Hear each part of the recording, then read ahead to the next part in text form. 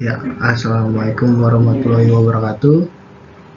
Shalom, salam sejahtera buat kita semua.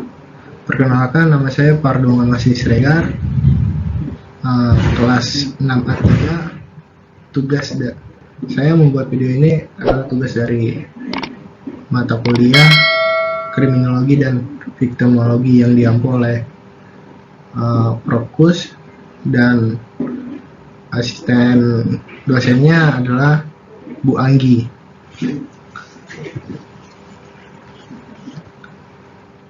Kriminologi dan ilmu yang mempengaruhinya. Secara harfiah, kriminologi adalah ilmu pengetahuan tentang kejahatan, atau lebih tepatnya, kriminologi mempelajari segala aspek tentang kejahatan.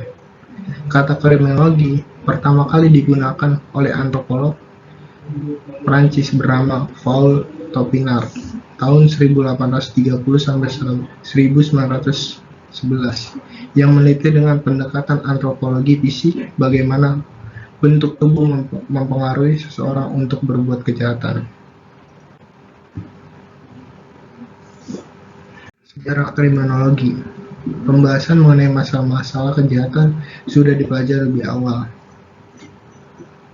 seperti pada karya-karya yang ditulis oleh Cesar Beccaria 1718 sampai 1797 dan Jeremy Bentham tahun 1748 sampai 1832. Kriminologi dapat digolongkan sebagai disiplin ilmu baru muncul belakangan ini. Namun, pembahasan mengenai kejahatan setidaknya sudah muncul sejak 250 tahun yang lalu. Kriminologi berasal dari bahasa Latin, yaitu crimen dan logos. Crimen adalah ilmu pengetahuan tentang kejahatan, atau lebih tepatnya kriminologi mempelajari segala aspek tentang kejahatan. Kata kriminologi pertama kali digunakan oleh antropolog Prancis bernama Paul Topinard, yang meneliti dengan pendekatan antropologi fisik bagaimana bentuk tubuh mengenai seseorang untuk berbuat jahat. Namun, pembahasan mengenai masalah-masalah kejahatan sudah dipelajari lebih awal, seperti pada karya-karya yang ditulis oleh Cesar Beccaria 1738 sampai 1794 dan Jeremy Bentham. Kriminologi dapat digolongkan sebagai disiplin ilmu baru muncul belakangan. Namun, pembahasan mengenai kejahatan setidaknya sudah muncul sejak 250 tahun yang lalu.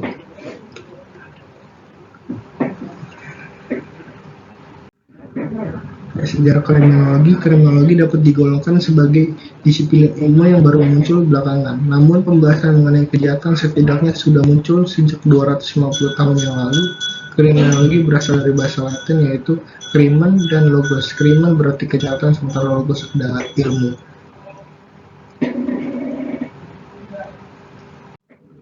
Kriminologi secara harfiah. Menurut Paul Topinard, kriminologi adalah ilmu pengetahuan tentang kejahatan, atau lebih tepatnya, kriminologi pertama kali digunakan oleh antropolog Paul Topinard tahun 1830 sampai 1911, yang meneliti dengan pendekatan antropologi bagi tubuh mempengaruhi seorang untuk berbuat jahat.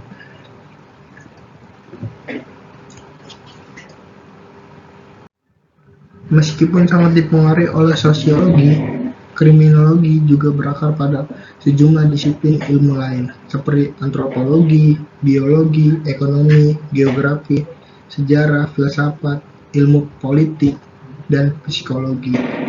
Masing-masing disiplin mengembangkan pemikiran, sudut pandang, serta metode yang berada untuk mempelajari dua menganalisis penyebab kejahatan dengan berbagai implikasi kebijakan. Yang kedua ini adalah perkembangan kriminologi yang begitu cepat, setidaknya selama 4 dekade terakhir, memunculkan berbagai macam kajian yang amat beragam di antara para kriminolog, seperti ketimpangan gender, kenakalan, dan perlindungan anak. pelanggaran hak asasi manusia, kejahatan white collar, penghukuman dan pemenjaraan, sistem peradilan pidana, teror dan terorisme, kejahatan terhadap lingkungan, polisi, narkotika, kejahatan cyber, kejahatan transnasional, dan kebijakan kriminal. Teori-teori dalam kriminologi. Dalam kriminologi, dikenal sejumlah teori yang dapat dipergunakan untuk menganalisa permasalahan-permasalahan yang berkaitan dengan kejahatan atau penyebab kejahatan. Teori-teori tersebut adalah yang pertama, teori asosiasi diferensial. Teori diferensial ini pelopornya ada Edwin H. Sutherland. Dalam bukunya Principles of Criminology, teori ini menekankan bahwa kejahatan itu dipelajari melalui pergaulan yang akrab atau interaksi. Tidak ada yang diturunkan atau diwariskan oleh orang tua. Ketika perilaku jahat itu dipelajari, maka dipelajari adalah cara melakukan kejahatan dan bimbingan yang bersifat khusus seperti motif, rasionalisasi, serangan, dan sikap dipelajari melalui penafsiran terhadap undang-undang. Adanya pemikiran seorang menjadi penjahat karena adanya celah atau peluang yang diberikan oleh aturan hukum. Yang kedua ada teori anomi, pelopor Emile Durkheim. Menurut teori ini, manusia ditandai dengan 3 hal, yaitu manusia makhluk sosial, eksistensi sebagai makhluk sosial, manusia cenderung hidup dalam masyarakat.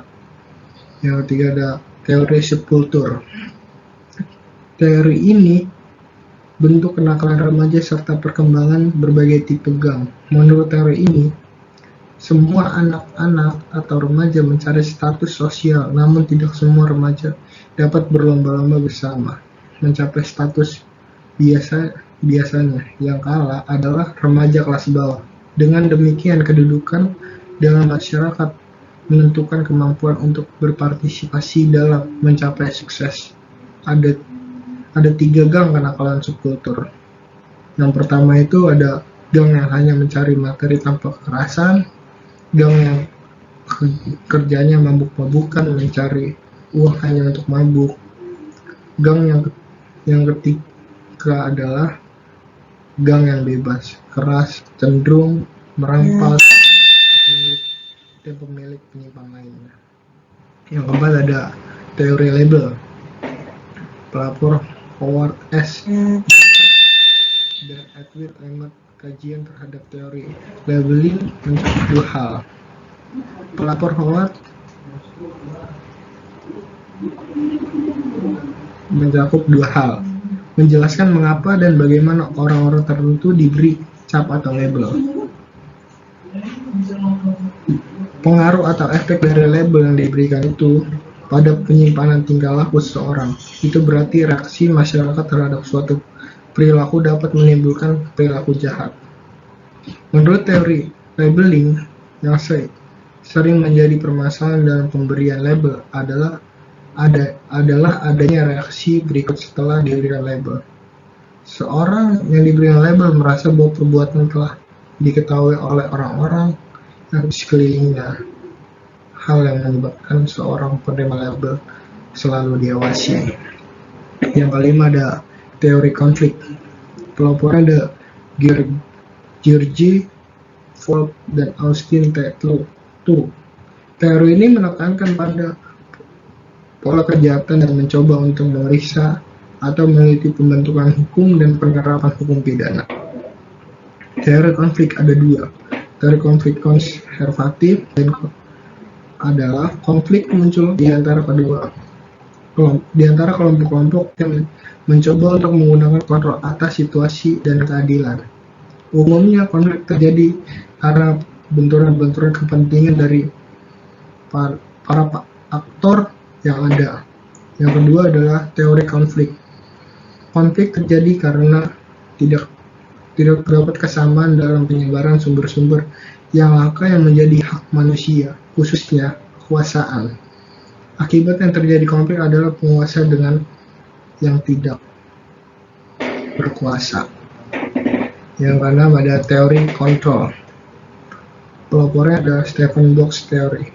Kontrol berusaha mencari jawaban mengapa orang melakukan kejahatan. Teori kontrol juga mempertanyakan dapat semua orang melakukan kejahatan atau pelanggaran hukum. Teori ini memandang manusia merupakan makhluk sosial yang memiliki moral yang murni. Oleh karena itu, setiap individu bebas untuk berbuat sesuatu. Kebebasan ini akan membawa orang pada tindakan yang macam-macam. Lalu ada hubungan hukum pidana dengan kriminologi. Hukum pidana mengatur mengenai perbuatan yang dilarang serta memiliki sanksi pidana. Kriminologi mempertanyakan kenapa, mengapa, bagaimana terjadinya tindak pidana tersebut serta upaya pencegahannya bagaimana.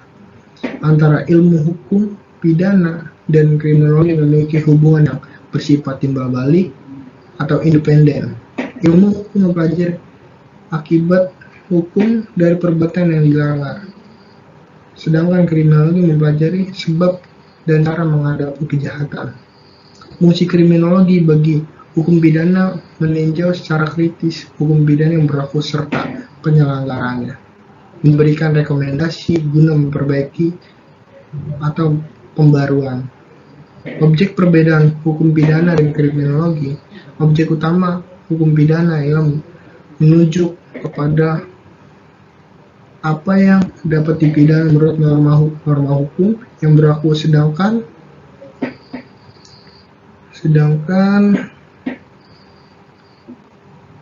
perhatiannya pada manusia melanggar hukum pidana dan lingkungan manusia tersebut. Ya, mungkin presentasi dari makalah yang tadi saya sudah jelaskan, ya kurang lebihnya mohon maaf. Sekian dari saya, terima kasih.